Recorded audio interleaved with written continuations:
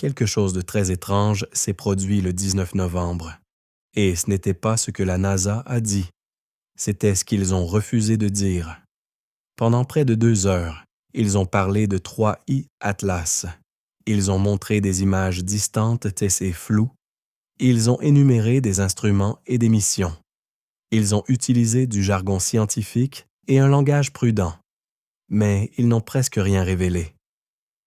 20 vaisseaux spatiaux avaient des observations directes de ce visiteur interstellaire. 20 points de vue différents à travers le système solaire.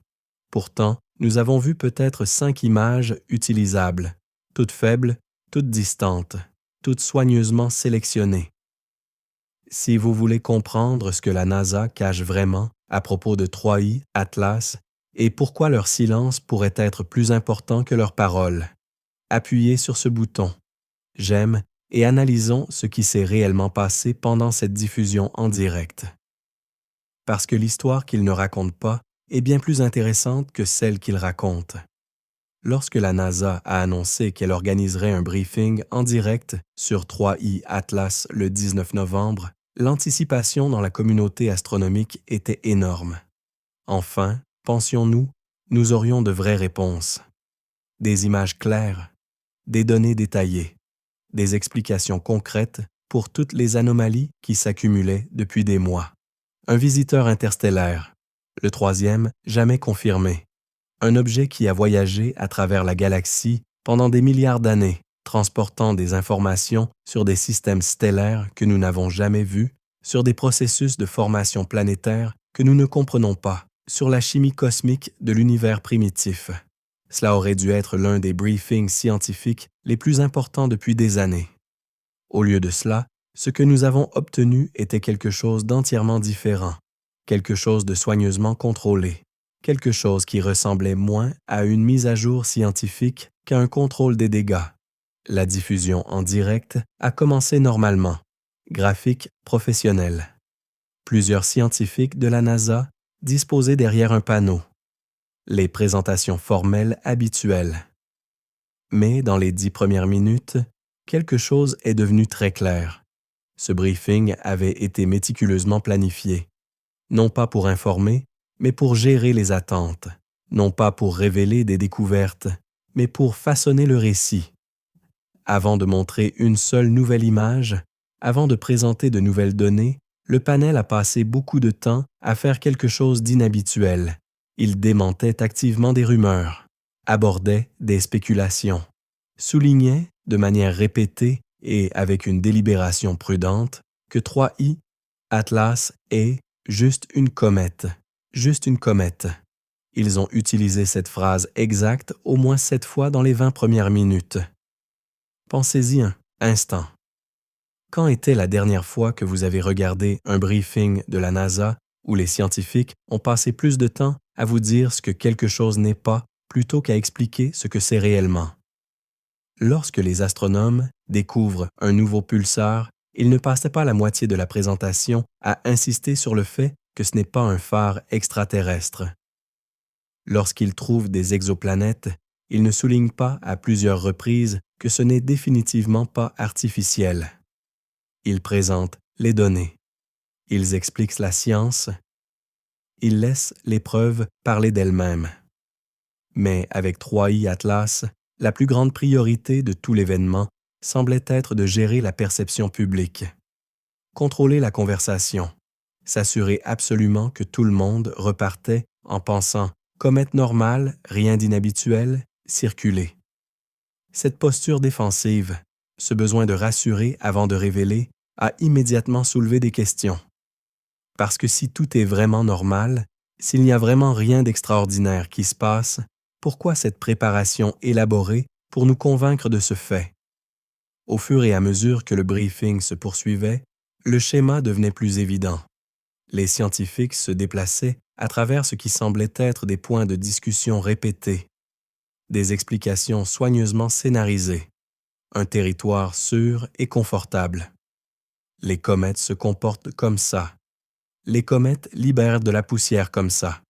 Les comètes vont et viennent tout le temps. Chaque déclaration était techniquement exacte. Mais c'était la répétition qui semblait étrange, l'emphase, la façon dont il revenait sans cesse à ses assurances de base, comme si le public avait besoin de rappels constants que les comètes sont des objets normaux. Et ce qui rendait cela encore plus particulier était ce qu'il ne soulignait pas. Les détails vraiment intéressants, les anomalies, les caractéristiques qui rendent 3I Atlas différent de toutes les autres comètes que nous avons étudiées. Ces détails ont été mentionnés, brièvement, presque en passant, et puis rapidement enterrés sous des couches d'explications du type « mais tout cela était normal ». Voici ce qui m'a vraiment dérangé dans le briefing. La NASA a affirmé que 20 vaisseaux spatiaux différents avaient observé 3I Atlas. 20 de missions distinctes dispersées dans tout le système solaire, chacune avec des instruments uniques, chacune capturant des données à différentes longueurs d'onde, chacune fournissant une perspective différente sur ce visiteur interstellaire. Laissez-moi vous les énumérer.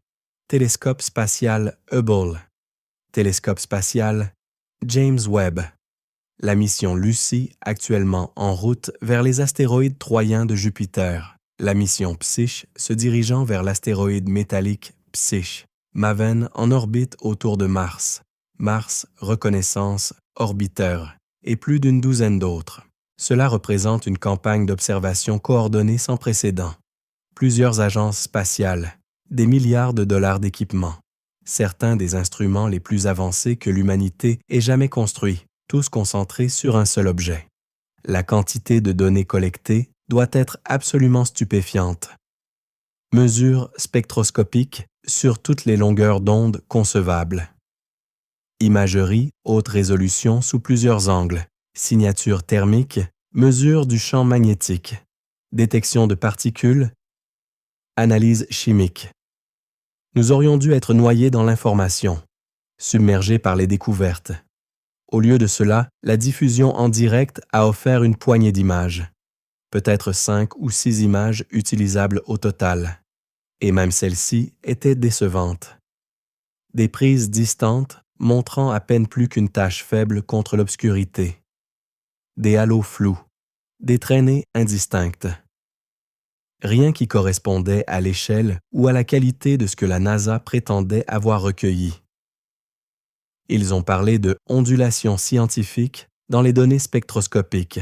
Ils ont mentionné des spectrographes complexes et des piles d'images haute résolution.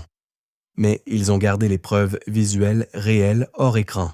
C'était comme regarder un bulletin météo où le météorologue décrit d'incroyables modèles de tempêtes, fait référence à plusieurs satellites et systèmes radars, explique la dynamique atmosphérique en détails techniques, mais ne vous montre jamais les images satellites. Vous dit simplement ce que les satellites ont supposément vu. Ce n'est pas ainsi que fonctionne normalement la communication scientifique. Lorsque vous avez des preuves visuelles convaincantes, vous les montrez. Lorsque vous avez des données claires, vous les présentez. Lorsque vous avez fait des découvertes, vous les partagez, à moins qu'il y ait une raison de ne pas le faire. Et tout au long du briefing, la NASA a fourni de nombreuses raisons. Un flux constant d'explications sur pourquoi ils ne pouvaient pas montrer ce que tout le monde s'attendait à voir. Les instruments ont été poussés au-delà de leurs limites prévues. Les vaisseaux spatiaux ont dû se tourner dans des positions inconfortables. Les angles n'étaient pas idéaux. Il y avait un éblouissement important. Des artefacts ont été introduits. Les données nécessitent un étalonnage approfondi. Le traitement prend du temps. Nous ne voulons pas publier d'informations trompeuses.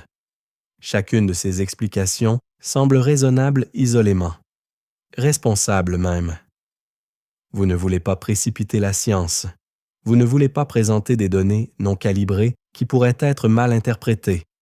Mais lorsque vous les empilez toutes ensemble, lorsque vous entendez excuse après excuse, raison après raison, justification après justification pour ne pas montrer les données, un schéma émerge. La NASA n'expliquait pas pourquoi ils ne pouvaient pas montrer les données. Ils expliquaient pourquoi ils ne voulaient pas. Et c'est quelque chose de très différent. Ce qui a rendu cela encore plus frustrant, ce sont les détails alléchants qu'ils ont effectivement mentionnés. de brèves références à des caractéristiques extraordinaires qui ont été passées si rapidement que vous pourriez facilement les manquer si vous ne prêtiez pas une attention particulière. Ils ont mentionné que 3I Atlas a un rapport de dioxyde de carbone inhabituellement élevé par rapport à l'eau. Pour une comète, c'est extrêmement rare. La plupart des comètes de notre système solaire sont dominées par l'eau. Le dioxyde de carbone est présent, oui, mais en tant que composant mineur. Le fait qu'il soit le volatile dominant suggère des conditions de formation très différentes, une histoire thermique très différente. Ils ont mentionné un excès de nickel par rapport au fer dans les mesures spectroscopiques. Encore une fois, très inhabituel. Le rapport nickel-fer nous renseigne sur les processus chimiques qui se sont produits lorsque l'objet s'est formé. C'est comme une empreinte digitale de sa pépinière stellaire. Et cette empreinte digitale ne correspond à rien de notre système solaire. Ils ont mentionné des motifs de polarisation inattendus dans les particules de poussière éjectées. La polarisation révèle des informations sur la taille, la forme et la composition des particules. Une polarisation inattendue signifie que la poussière ne se comporte pas comme de la poussière cométaire normale. Elle est structurée différemment, organisée différemment. Et peut-être le plus intriguant, ils ont mentionné la possibilité, déclarée presque avec désinvolture, que 3I Atlas pourrait provenir d'un système stellaire plus ancien que notre Soleil. Plus ancien que notre Soleil. Pensez à ce que cela signifie. Notre Soleil a 4,6 milliards d'années. Si 3I Atlas provient d'un système plus ancien, nous regardons potentiellement du matériel de l'univers très primitif, de la première ou deuxième génération d'étoiles. D'une époque où la galaxie avait une composition chimique complètement différente. Ce n'est pas seulement intéressant, c'est profond, c'est révolutionnaire. Cela mérite sa propre discussion dédiée, sa propre analyse détaillée, sa propre célébration en tant que fenêtre sur l'histoire cosmique à laquelle nous n'avons jamais eu accès auparavant. Au lieu de cela, cela a été mentionné en passant. Une seule phrase. Et puis, ils sont passés à des sujets plus sûrs. Pourquoi? Si vous avez fait une découverte aussi importante, pourquoi passer rapidement dessus? Pourquoi ne pas l'explorer? Pourquoi ne pas expliquer les implications? À moins que vous ne soyez inquiet que l'exploration de ces implications pourrait conduire à des questions auxquelles vous n'êtes pas prêt à répondre publiquement. Le schéma de révélation sélective s'est poursuivi tout au long du briefing. Chaque fois que quelque chose de vraiment intéressant surgissait, chaque fois qu'un détail émergeait qui ne s'intégrait pas confortablement dans le récit de « juste une comète normale », les intervenants le reconnaissaient brièvement, puis pivotaient vers un territoire familier.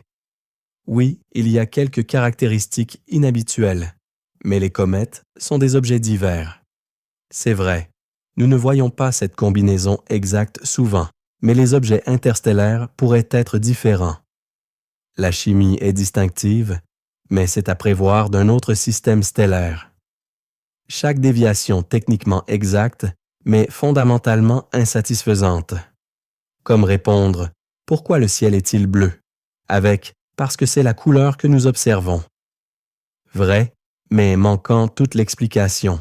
Et puis il y avait les excuses technologiques, les explications sur pourquoi les images n'étaient pas meilleures, pourquoi les données n'étaient pas complètes, pourquoi tout semblait si décevant par rapport à ce que nous attendions. Ils ont expliqué que certains vaisseaux spatiaux ont dû manœuvrer dans des positions inconfortables pour observer 3I Atlas, que ces orientations inhabituelles ont introduit de l'éblouissement du Soleil, créant des artefacts dans les images, que la comète était souvent trop proche du Soleil du point de vue de la Terre, rendant les observations difficiles. Ils ont reconnu que certains instruments fonctionnaient à l'extrême limite de leur capacité, essayant de détecter des signaux qui étaient presque trop faibles pour être mesurés, que l'étalonnage dans ces conditions extrêmes prend du temps et introduit des incertitudes. Ils ont souligné à plusieurs reprises que la publication de données non calibrées pourrait être trompeuse, que cela pourrait causer de la confusion, qu'il vaut mieux attendre jusqu'à ce que tout soit correctement analysé plutôt que de montrer des résultats préliminaires qui pourraient être mal interprétés. Tout cela semble responsable, professionnel, scientifiquement rigoureux. Mais voici le problème. La NASA a publié des données préliminaires auparavant, plusieurs fois. Ils ont partagé des images non calibrées des rovers martiens quelques heures après réception. Ils ont publié des mesures spectroscopiques précoces d'atmosphère d'exoplanètes alors que l'analyse était encore en cours. Ils ont montré des données brutes de télescopes avec des avertissements clairs que l'interprétation est préliminaire. La communauté scientifique comprend que les données précoces viennent avec des mises en garde. Le public le comprend aussi. Nous ne sommes pas des enfants qui doivent être protégés de la complexité ou de l'incertitude. Alors pourquoi la prudence extrême maintenant? Pourquoi la réticence à partager quoi que ce soit au-delà d'images soigneusement sélectionnées et fortement traitées qui ne montrent presque rien? De quoi ont-ils peur que nous puissions voir s'ils nous montraient les données brutes? Environ à mi-chemin du briefing, quelqu'un a posé une question directe. Une question très raisonnable à laquelle de nombreux spectateurs pensaient probablement. Pouvez-vous nous montrer les images de plus haute résolution capturées par Hubble ou James Webb? Il y eut une brève pause, le genre de pause qui en dit long, et puis vint la réponse. Ces images sont encore en cours de traitement. La résolution n'est pas tout à fait ce que nous espérions en raison de la distance et de la luminosité de l'objet. Nous les publierons quand elles seront prêtes pour la consommation publique.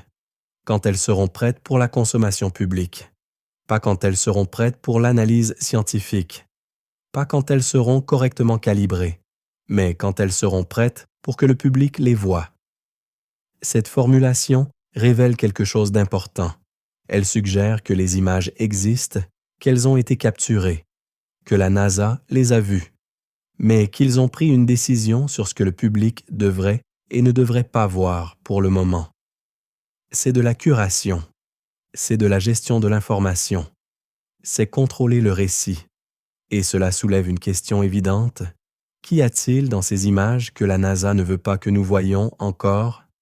Le briefing s'est poursuivi avec plus de discussions techniques. Mécanique orbitale, méthode d'analyse spectroscopique, modélisation thermique. Toute science parfaitement valable, toute parfaitement ennuyeuse par rapport à ce que tout le monde voulait vraiment savoir. À quoi ressemble cette chose de près? Comment est sa surface? Y a-t-il des structures, des caractéristiques qui ne correspondent pas au modèle cométaire, des signes qu'elle pourrait être plus qu'un simple morceau de glace et de roche ancienne? Aucune de ces questions n'a été directement abordée. Chaque fois que quelqu'un essayait de diriger la conversation vers les anomalies vraiment intéressantes, vers les caractéristiques qui rendent 3i Atlas unique, le panel reconnaissait la question puis redirigeait. C'est un point intéressant, mais nous avons besoin de plus de données avant de pouvoir commenter.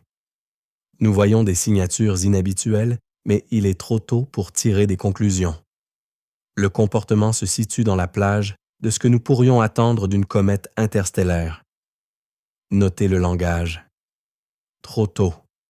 Besoin de plus de données. Dans la plage des attentes. Ces phrases créent une barrière. Elles établissent que maintenant n'est pas le moment pour ces discussions, que nous devrions attendre, que nous devrions être patients, que nous devrions faire confiance que la NASA nous dira quand ils seront prêts. Mais la confiance exige la transparence. Et ce briefing était tout sauf transparent. Vers la fin de la diffusion en direct, ils ont commencé à conclure avec des déclarations récapitulatives, réitérant les messages clés, s'assurant que tout le monde comprenait le récit officiel. 3i Atlas est une comète. Inhabituelle peut-être, mais fondamentalement un objet naturel suivant une physique prévisible. Les anomalies que certains ont signalées sont soit des malentendus, soit explicables par des processus conventionnels. Nous continuons à collecter des données et publierons plus d'informations dès qu'elles seront disponibles. Professionnel, mesuré, rassurant et complètement insatisfaisant, parce qu'ils n'ont jamais vraiment abordé les anomalies fondamentales qui ont été documentées par des observateurs indépendants dans le monde entier. la décroissance de poussées nulles qui violent tous les modèles cométaires que nous avons, la parfaite stabilité rotationnelle qui ne devrait pas exister avec un dégazage actif, les ondes de surface réfléchissantes, les explosions rythmiques de cyanogènes selon un calendrier précis, le changement soudain de cap vers la trajectoire orbitale de la Terre. Rien de tout cela n'a été discuté de manière significative. Cela a été reconnu dans les termes les plus vagues possibles, puis mis de côté comme nécessitant une étude plus approfondie. Mais voici ce qui me dérange le plus dans cette approche. Les astronomes indépendants, les observateurs amateurs avec des télescopes de jardin documentent ces anomalies depuis des mois. Ils ont partagé leurs données ouvertement. Ils ont publié leurs mesures. Ils ont invité à l'examen et à l'évaluation par les pairs. La NASA a accès à des instruments qui sont des ordres de grandeur plus puissants que tout ce qui est disponible pour les astronomes amateurs. Si des observateurs indépendants, avec un équipement modeste, peuvent détecter ces anomalies, les systèmes avancés de la NASA doivent les voir avec des détails extraordinaires. Alors pourquoi n'en parle-t-il pas? Pourquoi ne nous montre-t-il pas ce qu'ils voient? Il n'y a vraiment que deux explications possibles. Soit les anomalies ne sont pas aussi importantes qu'elles le paraissent, et l'analyse détaillée de la NASA a trouvé des explications conventionnelles qu'ils se préparent encore à présenter clairement. Ils attendent de pouvoir tout expliquer de manière exhaustive plutôt que de publier des informations partielles déroutantes. Soit les anomalies sont exactement aussi importantes qu'elles le paraissent, voire plus, et la NASA a trouvé quelque chose dans leur analyse détaillée qu'ils ne sont pas prêts à partager publiquement. Quelque chose qui nécessite un examen attentif de la façon de le présenter. Quelque chose qui pourrait fondamentalement remettre en question notre compréhension de ce qu'est vraiment 3I Atlas. Étant donné le ton défensif du briefing, étant donné la gestion prudente de l'information, étant donné l'accent répété sur « juste une comète » avant de montrer des données, je me retrouve à pencher vers la deuxième explication. Ils ont trouvé quelque chose qui ne correspond pas, quelque chose qui soulève des questions inconfortables, et ils ne sont pas sûrs de comment en parler encore. Lorsque la diffusion en direct s'est finalement terminée, le chat était rempli de frustration, déception, confusion. Les gens qui s'étaient connectés en attendant des réponses avaient l'impression d'avoir reçu une non-réponse soigneusement orchestrée. Pourquoi ne nous ont-ils pas montré de meilleures images? Qu'en est-il de l'anomalie de poussée? Pourquoi continue-t-il à insister sur le fait que c'est normal alors que tout à son sujet semble inhabituel? Que cache-t-il? Cette dernière question est apparue encore et encore. Que cache-t-il? Et peut-être que c'est injuste. Peut-être que la NASA croit vraiment qu'elle agit de manière responsable en attendant que toutes les données soient entièrement analysées avant de faire des affirmations fortes. Peut-être qu'ils essaient d'éviter les erreurs du passé, les annonces prématurées qui ont dû être retirées par la suite. Mais la transparence n'exige pas la certitude. Vous pouvez partager des données et reconnaître l'incertitude. Vous pouvez montrer des images et admettre que vous les interprétez encore. Vous pouvez présenter des anomalies et expliquer que vous travaillez à les comprendre. Ce que vous ne devriez pas faire, c'est promettre une mise à jour majeure, puis ne fournir presque rien. Vous ne devriez pas promouvoir une campagne d'observation impliquant 20 vaisseaux spatiaux, puis montrer 5 images floues. Vous ne devriez pas prétendre avoir des données sans précédent, puis expliquer pourquoi vous ne pouvez pas les partager, parce que cela crée exactement l'environnement où la spéculation prospère, où les théories du complot se développent, où la confiance s'érode. Si l'objectif de la NASA était de rassurer le public et d'atténuer les spéculations sur 3I Atlas, le briefing du 19 novembre a obtenu l'opposé. Il a amplifié les préoccupations. Il a validé les soupçons. Il a fait en sorte que le silence autour de cet objet semble encore plus lourd qu'auparavant. Et ce silence, cette gestion prudente de l'information, est devenue partie du mystère lui-même. Ce qui est particulièrement intéressant, c'est la façon dont cette approche contraste avec le traitement par la NASA d'autres découvertes récentes. Lorsqu'ils ont trouvé de la phosphine dans l'atmosphère de Vénus, indiquant potentiellement de la vie, ils ont été ouverts sur l'incertitude. Ils ont présenté les données, reconnu la controverse, invité au débat. Lorsqu'ils ont détecté le premier objet interstellaire, Oumuamua, ils ont été transparents sur ses caractéristiques bizarres. Ils ont montré les données qui démontraient son accélération inhabituelle. Ils ont ouvertement discuté de la possibilité qu'il ne soit pas entièrement naturel, même si la plupart des scientifiques favorisaient des explications naturelles. Mais avec 3i Atlas, il y a une énergie différente, une approche plus prudente, comme si cet objet, cette découverte, nécessitait un niveau de contrôle de l'information que d'autres découvertes extraordinaires ne nécessitaient-ils pas. Pourquoi? Qu'est-ce qui rend 3i Atlas différent? Qu'est-ce qui, à propos de ce visiteur interstellaire particulier, nécessite une gestion narrative aussi prudente? Je ne prétends pas connaître la réponse, mais je peux vous dire ce que suggèrent les données. Chaque anomalie documentée par des observateurs indépendants reste inexpliquée par le récit officiel. Les caractéristiques comportementales qui violent la physique cométaire standard n'ont pas été abordées. Les caractéristiques structurelles qui ne correspondent pas au processus de formation naturelle n'ont pas été discutées. Et plus important encore, la grande majorité des données collectées par ces 20 vaisseaux spatiaux d'observation n'a pas été publiée. Elle existe. La NASA a confirmé qu'elle existe. Ils ne vont simplement pas nous la montrer encore. Ils promettent qu'elle arrive. Bientôt. Quand elle sera prête. Après une analyse appropriée. Mais ils n'ont donné aucun calendrier. Aucune date spécifique. Aucune indication claire des critères qui doivent être remplis avant qu'ils ne partagent ce qu'ils ont trouvé. Ce report ouvert est exactement la façon dont l'information est enterrée. Comment les découvertes inconfortables sont tranquillement oubliées. Comment les découvertes extraordinaires sont normalisées jusqu'à ce qu'elles ne semblent plus dignes d'être discutées. Et peut-être que je suis cynique. Peut-être que dans quelques semaines ou mois, la NASA publiera un rapport complet avec toutes les données, toutes les images, toute l'analyse, et tout aura parfaitement du sens. Peut-être qu'il y a des explications ennuyeuses et conventionnelles pour tout, et ils prennent simplement leur temps pour les présenter clairement. Mais sur la base de ce briefing du 19 novembre, sur la base de ce qui a été dit et plus important de ce qui n'a pas été dit, je ne suis pas optimiste. Parce que lorsque les scientifiques sont confiants dans leur compréhension, ils la partagent. Lorsque les données soutiennent une conclusion claire, ils la présentent.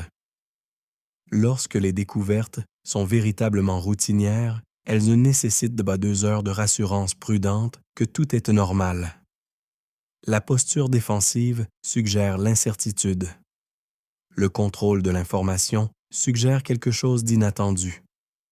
L'accent répété sur « juste une comète » suggère qu'ils s'inquiètent que les gens puissent penser que c'est autre chose.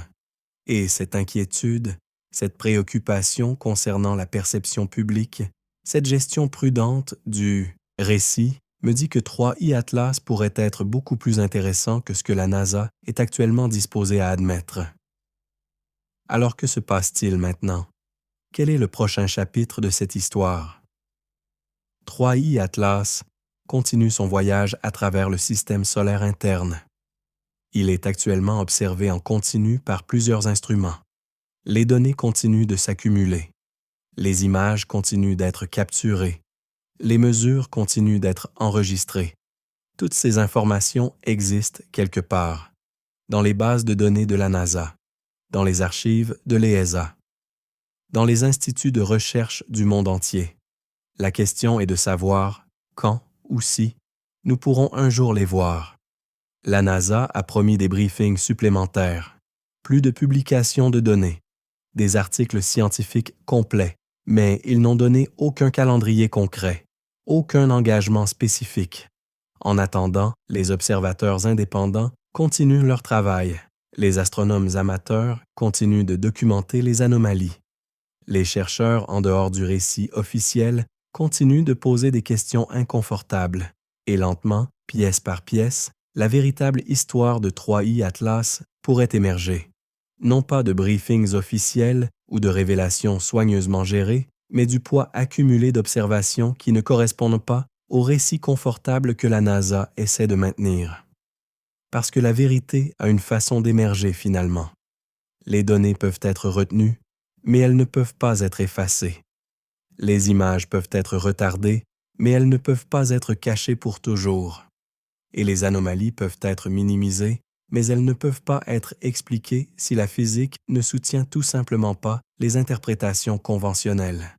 3i Atlas est là-bas en ce moment, se déplaçant dans l'espace, se comportant de manière qui défie nos modèles, transportant des informations sur ses origines que nous commençons à peine à entrevoir. Et quelque part, dans les serveurs de la NASA, dans leur pipeline de traitement, dans leur rapport d'analyse, l'histoire complète existe, les données complètes, les images de plus haute résolution, les mesures détaillées qui montrent exactement ce qu'est cet objet et comment il se comporte.